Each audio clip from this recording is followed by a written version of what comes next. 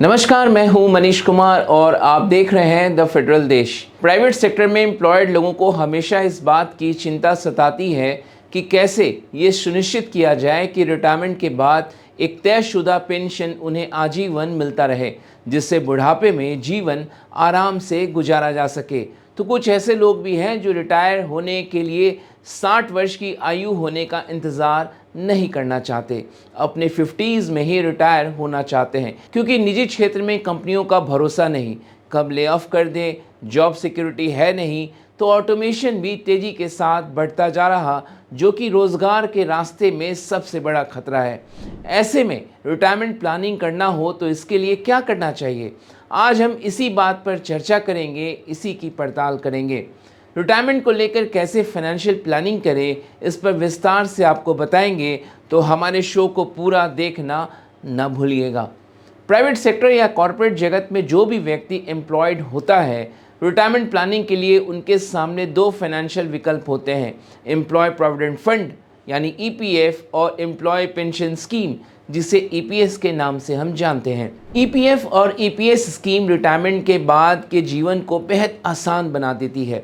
EPF लंबे अवधि की बचत यानी लॉन्ग टर्म सेविंग के लिए सुरक्षित और अनुशासित रास्ता प्रदान करती है, जबकि ईपीएस एक एन्युटी स्कीम है जिससे रिटायरमेंट के बाद रेगुलर इनकम मिलता रहता है। अगर आप सैलरीड एम्प्लॉय हैं तो आप भी एम्प्लॉय प्रोविडेंट फंड में योगदान देते हैं और आपका एम्प्लॉयर भी। हर महीने आपकी सैलरी से थोड़ा पैसा कटता है और उतनी ही रकम आपका नियोक्ता यानी एम्प्लॉयर भी उसमें डालता है, और समय के साथ यह रकम कंपाउंड रिटर्न के साथ मल्टीप्लाई होता रहता है। एम्प्लॉयर के योगदान का एक हिस्सा एम्प्लॉय पेंशन स्कीम यानी ईपीएस में भी जमा होता है। रिटायरमेंट के बाद तय वर्षों की सेवा पूरी होने पर आपको हर महीने पेंशन मिलती है। रकम भले ही बहुत बड़ी ना हो, लेकिन भरोसेमंद ज़रूर है, जो आपके सहारा एक तरह से बनती है। ईपीएफ केवल उन कर्मचारियों के लिए उपलब्ध है जो एम्प्लॉयज़ प्रोविडेंट फंड ऑर्गेनाइजेशन यानी ईपीएफओ में रजिस्टर्ड कंपनियों में काम करते हैं। 20 से अधिक कर्मचारियों वाली किसी भी कंपनी को अपने एम्प्लॉय को ये फैसिलिटी देना होता है, ये अनिवार्य है।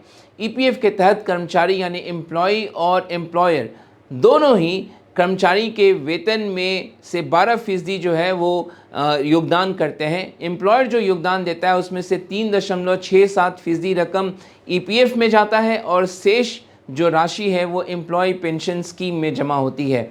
वित्त वर्ष 2024-25 के लिए ईपीएफ पर 8.25% ब्याज निर्धारित है। वित्त वर्ष 25-26 के लिए अभी ईपीएफ रेट तय नहीं किया गया है। ईपीएफ योगदान पर इनकम टैक्स की धारा 80C के तहत सालाना 1.5 लाख तक के निवेश पर टैक्स छूट भी मिलती है। सालाना ब्याज अगर आपको 1.5 लाख रुपए अगर मिल रहा है ब्याज से, तो उस पर कोई इनकम टैक्स भी नहीं देना होता है। लेकिन ईपीएफ से पैसे निकालने की कुछ शर्तें होती हैं, निकासी केवल कुछ शर्तों के तहत ही टैक्स फ्री भी होती है।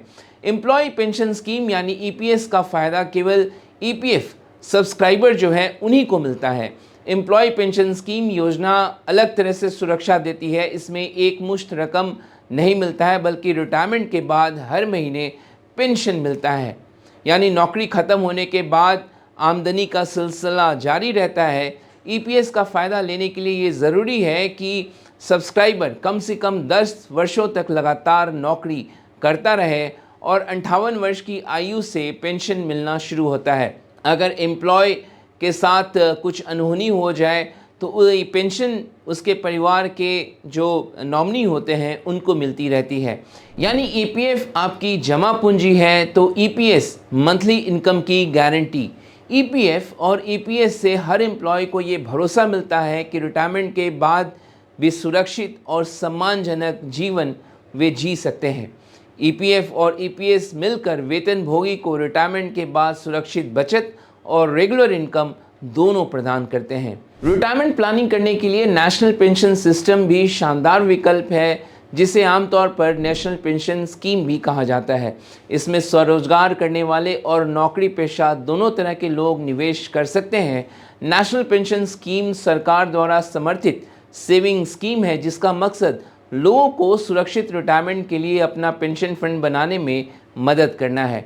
निवेश करने से पहले एनपीएस के फ़ायदे और नुकसान को भी समझना बेहद ज़रूरी है। साथ ही अलग अलग फंड मैनेजर के प्रदर्शन की तुलना करके ही अपने पेंशन फंड के लिए सही विकल्प चुनना समझदारी होती है। इसमें आप नियमित निवेश करते हैं यानी रेगुलर निवेश करते हैं और आपकी चॉइस के मुताबिक आपका निवेश डेट और इक्विटी दोनों में ही निवेश किया जाता है। डेट में तो रिटर्न फिक्स होता है, लेकिन इक्विटी में जो रिटर्न मिलता है वो शेयर बाज़ार की चाल पर निर्भर करता है। फिर भी ये देखा गया है कि एनपीएस में जो भी पेंशन फंड है वो सालाना 9 से 10% तक रिटर्न दे देते हैं। हाल ही में पेंशन फंड के रेगुलेटर पीएफआरडीए ने नेशनल पेंशन सिस्टम से एग्जिट एंड विड्रॉल के नियमों में बदलाव किया है। नए नियमों में एनपीएस को ज़्यादा सब्सक्राइबर फ्रेंडली बनाने और रिटायरमेंट इनकम सिक्योरिटी को मजबूत करने की कोशिश की गई है। एनपीएस में रिटायरमेंट पर पीएफआरडीए के नए नियम के मुताबिक निवेशक 80% तक एक मुश्त रकम निकाल सकेंगे। पहले ये लिमिट 60% हुआ करती थी, जबकि बाकी रकम एन्युटी में चली जाती है, जिससे हर महीने पेंशन मिलती है। एन्युटी में डाले जाने वाले रकम का हिस्सा भी घटाकर अब 20% कर दिया गया है, जो पहले 40% हुआ करता था। इसके अलावा सामान्य निकासी के लिए भी वेस्टिंग पीरियड को 60 साल की उम्र की जगह 15 साल का निवेश या 60 साल, इनमें से जो भी पहले हो वो निवेशक चुन सकते हैं। यानी नेशनल पेंशन सिस्टम से निकासी के लिए यानी एनपीएस से अगर आप विड्रॉल करना चाहते हैं तो 60 वर्ष के आयु होने तक का आपको इंतज़ार करने की ज़रूरत नहीं है। एम्प्लॉय प्रोविडेंट फंड और एम्प्लॉय पेंशन स्कीम और नेशनल पेंशन सिस्टम के अलावा भी कुछ स्कीम हैं जिसमें रिटायरमेंट के बाद पेंशन पाने के लिए आप प्लानिंग कर सकते हैं। पहले बात कर लेते हैं पीपीएफ की। पीपीएफ यानी पब्लिक प्रोविडेंट फंड। इसमें भी कई लोग रिटायरमेंट प्लानिंग के तहत पेंशन हासिल करने के लिए निवेश करते हैं। पीपीएफ एक 15 साल की निवेश की योजना है। कई लोग पीपीएफ अकाउंट को पेंशन हासिल करने की स्कीम के तौर पर ही ट्रीट करते हैं। पीपीएफ को सबसे सेफ सेविंग ऑप्शन माना जाता है क्योंकि इसमें टैक्स फ्री रिटर्न, सरकार की गारंटी, ये सब कुछ है। इस स्कीम में निवेश से लेकर ब्याज और रकम की निकासी तक कोई टैक्स नहीं चुकाना पड़ता है। एक और स्कीम है, नाम है अटल पेंशन योजना। नाम से ही पता आपको लग रहा होगा कि ये एक पेंशन स्कीम है, लेकिन ये अनऑर्गेनाइज सेक्टर यानी असंगठित क्षेत्र में काम करने वालों के लिए है। इस पेंशन स्कीम में हर महीने या तिमाही योगदान देना होता है और 60 साल की आयु होने पर जितना आपने योगदान दिया है उस आधार पर आपको कम से कम 1000 रुपये और अधिकतम 5000 रुपये तक पेंशन मिलता है।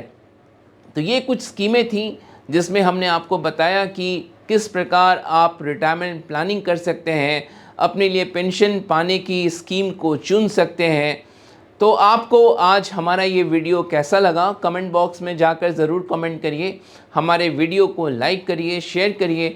अभी तक आपने द फेडरल देश के यूट्यूब चैनल को सब्सक्राइब नहीं किया है तो उसे ज़रूर सब्सक्राइब करें। आज ये वीडियो देखने के लिए आपका बहुत बहुत शुक्रिया। धन्यवाद।